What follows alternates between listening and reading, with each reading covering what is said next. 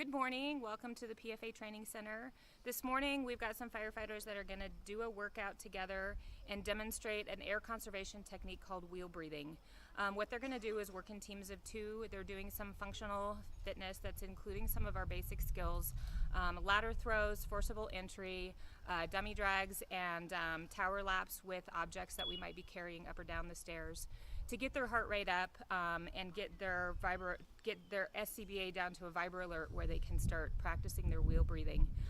So they're gonna take off and do this workout. We'll get a little bit of footage of that, and then we'll transition into their wheel breathing technique and explain that to you.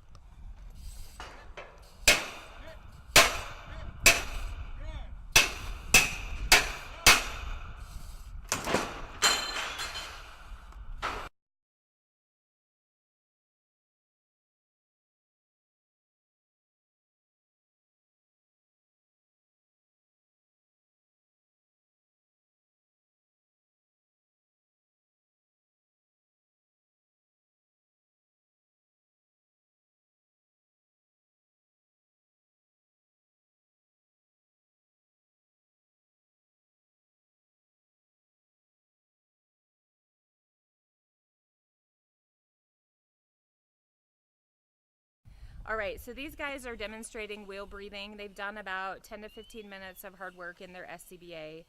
They've now positioned themselves in a place where they're comfortable up against a wall, taken their pack off. They've got it in front of them where it's easy for them to reach their on and off valve.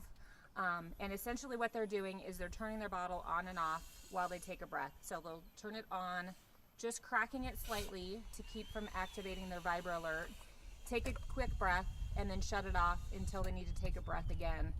This is effective because your vibra alert does use a certain amount of your PSI and it forces you to control your breathing. We've had great success with this in training with firefighters lasting anywhere from 30 to 50 minutes on 1,000 PSI, which is a really increased way to expand your air in a situation where you're awaiting some sort of rescue.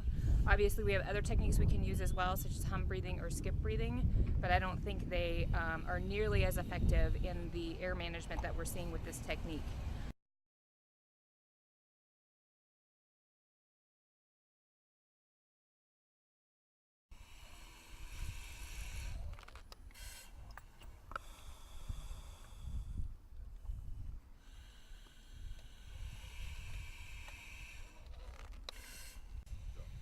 So just wrapping up, this has been a demonstration of wheel breathing.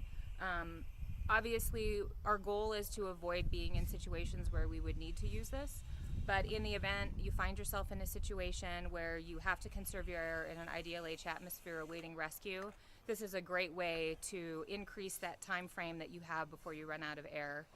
We'd like to encourage crews to go out and practice this. One of the most challenging parts of this technique is working hard. It's important to get your heart rate up and be breathing hard, and then have to sit down and control that breathing. That's a real mental skill, and so practicing that is important in having success with this technique. So go out, practice it. We hope you find it useful and have fun.